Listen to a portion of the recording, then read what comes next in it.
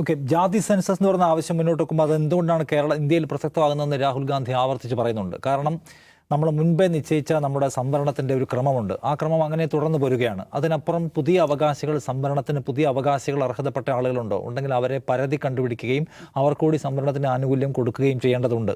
ഒപ്പം തന്നെ ഇപ്പോഴത്തെ സ്റ്റാറ്റസ് എന്താണ്, ഏതൊക്കെ മതവിഭാഗങ്ങൾ, ഏതൊക്കെ ജാതി വിഭാഗങ്ങൾ ഏതെല്ലാം നിലയ്ക്ക് സമൂഹത്തിൻ്റെ മുഖ്യ ശ്രേണിയിലുണ്ട്, എന്നാൽ അവിടേക്ക് വരാൻ അർഹരാക്കപ്പെട്ട ആളുകൾ ഇപ്പോൾ അവഗണിക്കപ്പെട്ട് കിടക്കുകയാണോ, അതിൻ്റെ തോതും അതിൻ്റെ അകലവും കൂടിക്കൊണ്ടിരിക്കുകയാണോ, അത് ശരിയാവണ്ണം പരിശോധിച്ച് ഓരോരുത്തരുടെയും റെപ്രസെൻറ്റേഷൻ ഉറപ്പാക്കാനുള്ള ഇടപെടൽ വേണം. അതുകൊണ്ടാണ് ജാതി സെൻസസ് വേണമെന്നുള്ള ആവശ്യം കോൺഗ്രസ് മുന്നോട്ട് വെക്കുന്നത്. BJP അതിനോട് പിന്തുണയ്ക്കുന്നില്ല. ജാതി സെൻസസ് എന്ന് പറഞ്ഞ ആവശ്യത്തെ പിന്തുണയ്ക്കുകയോ അതിനവർ ഇനീഷ്യേറ്റ് ചെയ്യുകയോ ചെയ്യുന്നില്ല. അപ്പോൾ എന്താണ്, ആളുകളെ തട്ടുകളായി തിരിച്ച് കലഹമുണ്ടാക്കാനുള്ള കോൺഗ്രസിൻ്റെ ശ്രമമാണെന്ന വിമർശനമാണ് കഴിഞ്ഞ തെരഞ്ഞെടുപ്പ് കാലത്ത് BJP അതിനെതിരായി പറഞ്ഞത്. ഇപ്പോൾ നോക്കൂ, തെലങ്കാനയിൽ അവർക്ക് ഭരണാധികാരമുള്ള ഒരു സംസ്ഥാനത്ത് അവരിങ്ങനെ ഒരു നീക്കം നടത്തുക, ഇവിടെ ഒരു സർജിക്കൽ സ്ട്രൈക്ക് എടുത്തു എന്ന് വേണമെങ്കിൽ പറയാം. കഴിഞ്ഞ തവണ ഇതൊരു പ്രധാനപ്പെട്ട വിഷയമാണ് ഇന്ത്യയിൽ. കാരണം കഴിഞ്ഞ ലോക്സഭാ തെരഞ്ഞെടുപ്പിൽ 400-ലധികം സീറ്റുകൾ നമുക്ക് ഇത്തവണ നേടണമെന്നാണ് മോദി പ്രസംഗിച്ചത്. ഇത്തവണ 400-ലധികം എന്നായിരുന്നു അദ്ദേഹത്തിൻ്റെ മലയാളത്തിലുള്ള മുദ്രാവാക്യം, നമുക്ക് ഓർമ്മയുണ്ട്. ഈ 400-ലധികം സീറ്റുകൾ കൊണ്ടുവരുന്നത് ഭരണഘടന ഭേദഗതി ചെയ്ത് സംവരണമടക്കമുള്ള ആനുകൂല്യങ്ങൾ എടുത്തു കളഞ്ഞ് അടിത്തട്ടുകാരനെ തീർക്കാനാണ് എന്നാണ് കൗണ്ടർ ക്യാമ്പയിൻ കോൺഗ്രസ് അടക്കമുള്ള കക്ഷികളെടുത്തത്. അത് നോർത്ത് ഇന്ത്യയിൽ വർക്ക് ചെയ്യും നമ്മൾ കണ്ടു. എന്താണ്, ഏറ്റവും വലിയ ഒറ്റക്കക്ഷിയായിരിക്കുമ്പോഴും ഒറ്റയ്ക്ക് ഭരിക്കാനുള്ള ഭൂരിപക്ഷം നഷ്ടപ്പെടുകയാണ് ചെയ്തത്.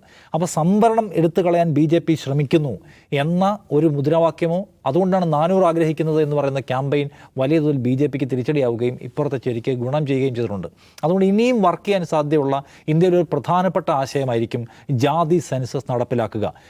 ഏതൊക്കെ ജാതി ഏതൊക്കെ നിലയിലാണ് നിൽക്കുന്നത്, അവർക്ക് എന്തുമാത്രം അർഹമായ വിഹിതം കിട്ടുന്നു, ഇപ്പോഴും പരിഗണിക്കപ്പെടാത്ത ഉപവിഭാഗങ്ങളുണ്ടോ ഉണ്ടെങ്കിൽ അവരെ കണ്ടുപിടിക്കുക, അതിനനുസരിച്ച് സർക്കാരുകളുടെ പോളിസി ഡിസൈഡ് ചെയ്യുക, അതിനനുസരിച്ച് വിഹിത വിതരണം ഉറപ്പാക്കുക. ഇതാണ് അതിൻ്റെ പദ്ധതി. അപ്പോൾ അത് സത്യത്തിൽ ജാതി സെൻസസ് BJP ആഗ്രഹിക്കുന്നില്ല. അതിന് BJPക്ക് പലതരത്തിലുള്ള കാരണങ്ങളുണ്ട്.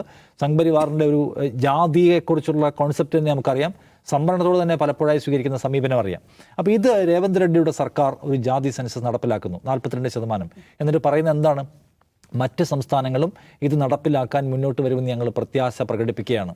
അത് കേരളം അടക്കമുള്ള സംസ്ഥാനങ്ങൾക്ക് ജാതി സെൻസസ് ഒരു ന്യായമായ ആവശ്യമാണല്ലോ. ഇന്ത്യ പോലെ ഇത്രമേൽ ജാതി നിബിഡമായ ഒരു രാജ്യത്ത് ജാതി സെൻസസ് നടപ്പിലാക്കണമെന്നും ഇപ്പോഴും ഏറ്റവും താഴെത്തട്ടിലെ മനുഷ്യർക്ക് ഭരണത്തിലോ അല്ലെങ്കിൽ മുഖ്യധാരയിലോ പങ്കാളിത്തമില്ല എന്ന് വിവിധ പഠനങ്ങൾ ആവർത്തിച്ച് പറഞ്ഞുകൊണ്ടിരിക്കുന്ന ഈ രാജ്യത്ത് ജാതി സെൻസസ് ഒരു മസ്റ്റായ സംഗതിയാണ്. അപ്പോൾ ആ കോസിനെ പിന്തുണയ്ക്കുന്ന കേരളം അടക്കമുള്ള സംസ്ഥാനങ്ങൾക്ക് ജാതി സെൻസസ് നടപ്പിലാക്കി ഓരോ വിഭാഗത്തിനും അർഹമായ വിതരണം, ഏറ്റവും മാന്യമായ വിതരണം ചെയ്യാനും അതിനനുസരിച്ചുള്ള പോളിസി മേക്കിങ്ങിനും ഇത് അത്യാവശ്യമാണ്.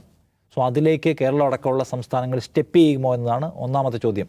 രണ്ടാമത്തേത്, ഈ നിയമം പാസ്സാക്കുമ്പോൾ നിയമസഭയിൽ BJPയുടെ പ്രതിനിധി സംഘത്തോട് നിങ്ങൾ പ്രധാനമന്ത്രിയെ കണ്ട് ഇതിൻ്റെ ദേശീയ പ്രാധാന്യത്തെക്കുറിച്ച് ഓർമ്മിപ്പിക്കണം. ഇപ്പം നേരത്തെ ദിവ്യ പറഞ്ഞത് ഇതിന് ലീഗൽ ഇഷ്യൂസ് ഉണ്ടാവാൻ സാധ്യത ഉണ്ട്.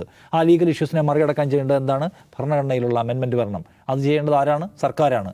സർക്കാർ ഇനീഷ്യേറ്റ് ചെയ്താൽ ബഹുഭൂരിപക്ഷം കക്ഷികൾ, ഇപ്പോൾ കഴിഞ്ഞ ദിവസം ഈ തെലങ്കാന നിയമസഭയിൽ കൊണ്ടുവരുന്ന ബില്ലിനെ എല്ലാ കക്ഷികളും പിന്തുണയ്ക്കുകയാണ്. അവിടുത്തെ ഈ എല്ലാ കക്ഷികളെയും പിന്തുണച്ച് BJP അടക്കമുള്ള കക്ഷികളെ പിന്തുണച്ചാണ് ഈ ബില്ല് പാസ്സാവുന്നത്. അവിടെ അവർക്ക് എതിർക്കാൻ പറ്റില്ല. പക്ഷേ ദേശീയ അടിസ്ഥാനത്തിൽ ജാതി സെൻസസ് നടപ്പാക്കുക എന്ന ഒരു രാഷ്ട്രീയ നടപടിയിലേക്ക് കേന്ദ്ര സർക്കാർ കടക്കുമോ?